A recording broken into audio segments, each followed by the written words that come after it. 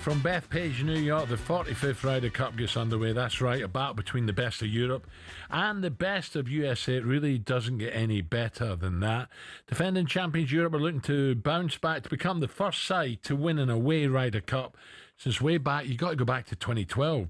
Who can forget the miracle of Medina, or Medina, whatever you want. It all kicks off 12 UK time next Friday. Long day for Ray in the old pub, that one. The Ryder Cup, such a famous legacy made by the legendary players, well, Seve, Darren Clarke, Lee Westwood, to name just a few. John is now someone who was a huge part of it all.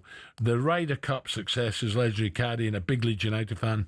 Billy Foster live in the studio. Billy, morning. Morning, Billy. Morning, fellas. How are we doing? Oh, good. I can't wait, by the way. I was in Rome. It was fantastic. The atmosphere was unbelievable. You'd be in that Peroni tent, wouldn't you? I was. Yeah, I never left. In fact, I never left. Didn't get out of it either. It was brilliant. Yeah, good man. It was a great few days, wasn't it? It always is, mate. Yeah, it's. I don't know whether the lads will be putting the golf gloves on or the boxing gloves on the first tee this time. It could get a bit out of hand, the old drunken New Yorkers like. Why is it that? You know, it just seems to be every time you talk about rowdy crowds, New York and golf, it's always New York State, and New York. Well, I can't really say it on here, can I? But yeah, let's just say the loudmouths and with a few beers inside them, can't just drink. get louder, yeah. Yeah. And they ain't got much grace about them. And etiquette as well, you know. Yeah. Out of order. That's unacceptable. Oh, they'll be screaming, shanking, and hitting the water and everything. Of course they will. Billy, what sort of course is it? It's a beast of a course. It's brutal. It's a long golf course. Yeah. Yeah, but I mean, you look at the rankings, and on paper, you know, the Americans have got 7 players inside the top 10, and Europe's got 3.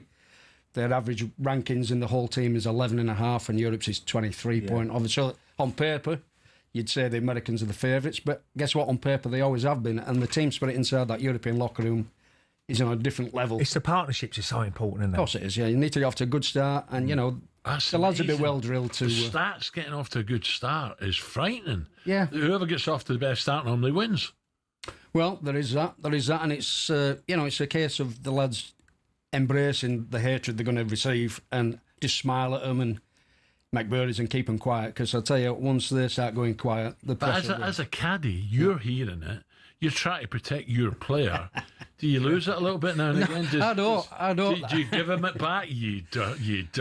Listen, there is that, but I just find myself embracing it and smiling and laughing at them and just get on with it. Man, there's a couple of lads. I mean, Finno that caddies for Tommy. I could see him diving into the crowd and dishing out a few headbutts, but he just got to behave himself. It gets that heavy, does it? It does. It can get infuriating. But do you know who I'm delighted for, Billy, at the moment? Tommy Fleetwood. I was like, the times Tommy was so close, I just hold that putt, Tommy. He's now banging them in. Well, if you're going to break your duck and win a tournament in America, that's certainly the one you're going to win. I think about 18 million, was it, or whatever. So, yeah, fair play to Tom. He's a great lad. You know, if you had your choice of any job, he'd be right up there with the job that you'd love. What one away sticks out, Billy? Going back in the day, what Ryder Cup you think, oh, that was amazing, you know, to be part of it? Well, yeah, I know there's a few of my fellow rats egging me on this one. Hope I'm going to fall on my sword and they'll be listening. So morning, my fellow rats.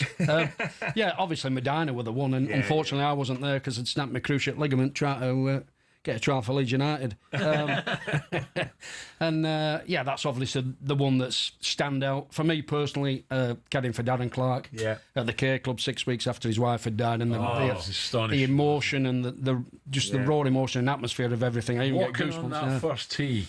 Yeah, I mean, walking out that first tee, I've still got goosebumps now thinking about 19 years ago, and it'll be my most special memory of golf. 19 years ago. Is that Paul McGinley? Who was the fiercest? Was it Seve? You know, just desperate to win. Was Seve the one when punters are screaming and shouting? On another level, mate. Honestly, an absolute beast. You know, horrible man to play against. I mean, it were like win at all costs. Yeah. And it was evil to play against, but the ultimate warrior, you know. And you go back to a day, though, the 80s and 90s were the European Tour against the PGA Tour. You know, it was pure and utter hatred. Make no bones about it. But obviously now all the players... Most of them live over there and they play against each other all the time. So it's not as feisty as it used to be. But listen, there'll be handbags and there'll be a few falling outs next week. I can see Keegan Bradley, he's pretty... gets fired up. Yeah. You know, he could get a little bit out of control at times. He's a nice fella, don't get me wrong, but the Ryder Cup turns you into a different animal. Scheffler, he is incredible. He's done it again, hasn't he? A few days ago, won again. He's just remarkable golf player. And it's incredible. You know, it's... I've caddied for 40 odd years, and I'd have to say, take Tiger out of the equation, but his distance control is better than any player I've ever seen. And say his breakdancing when he hits it, to say his consistency of hitting it so close is frightening. Yeah, amazing. I always go back to Ian Poulter. That's what probably made his proper name, didn't it? When he was getting them 10-foot putts, and they called him a postman, always delivers. And he had that fighting spirit, didn't he? Yeah, Billy. Do you ever think?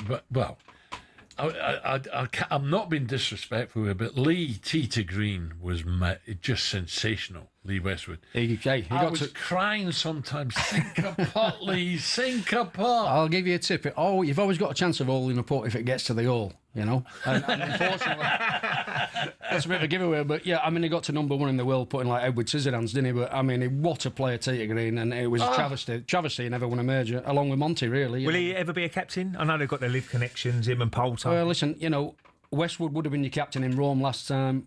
Poulter doing the captain this time in New York, and then it'd have been maybe G-Mac in Ireland and Sergio Garcia. Yeah. The funny thing is, for me, Luke Donald would never have been a Ryder Cup captain.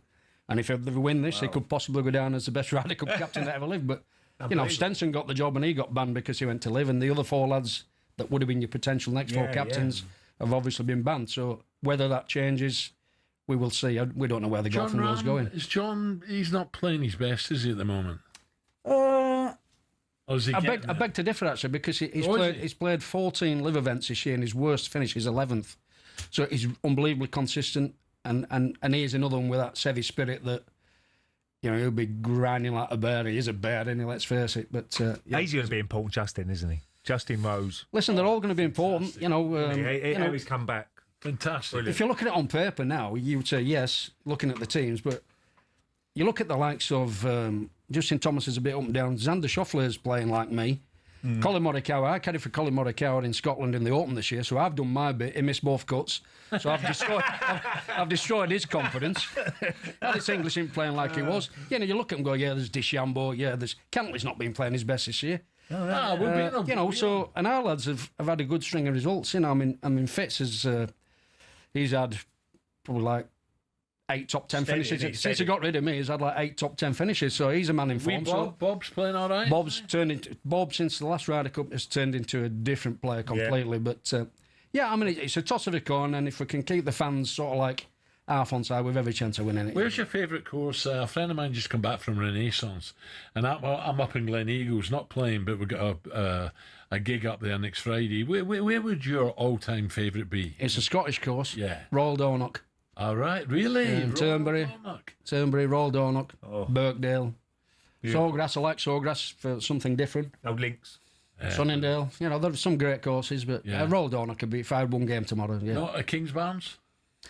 No, listen, if I were going with a group of lads and having a few pints of Guinness in the clubhouse and having a laugh and a joke and playing, fantastic. I've got to be willing. But as a championship golf course... Surely. Willie the Blue Nose. Yeah, Loch Lomond's up there as well. Beautiful place. Quick one on Leeds. They've done all right. Leeds, they're showing a lot of spirit, as are Burnley and Sunderland. So it's going to be very interesting. We know at the top it's going to be interesting, but the bottom's going to be interesting. It's going to be a dogfight. They got Wolves away tomorrow. It feels like big games. You're into 6 pointers already after 4 games, so it's going to be a tough year. But they were so unlucky last week, weren't they? That own goal. 94th minute own goal. Well done, lads. Well done. I'll tell you one story about Bethpage Black, and this is what New York crowds are like, and it made me laugh because we're there for the 2009 US Open at Bethpage, and I'm caddying for Westwood, and we get to the 3rd hole, and we're playing with Johan Edfors, good-looking Swedish lad, long black hair, the long black beard, good-looking lad, and he's got a 40-foot putt for the birdie on the 3rd hole, par 3, big grandstand, probably 1,000 people in it. Leaves it 15 foot short. And this New Yorker stands up at the back of the stand. He goes, "Hey, he looks like Jesus, but he puts like Mary." Well, me and Westwood are on the floor, tears, snot coming down my nose. I'm like, oh my God, they're the funniest lads, but they've got a great sense of humour. But I hope he got the 15-footer. No, he didn't. And I'll tell you what was funny. He came for the second round, he'd shaved his beard off on my kid's life. Did he? He did, yeah. Them Yanks, it's simple, they can't drink. No, they're like edgy. Yeah, a couple of pints. Yeah, they can't drink. Bud Light, but a few Bud Lights. Lightweights. Billy, I've got to break. Brilliant.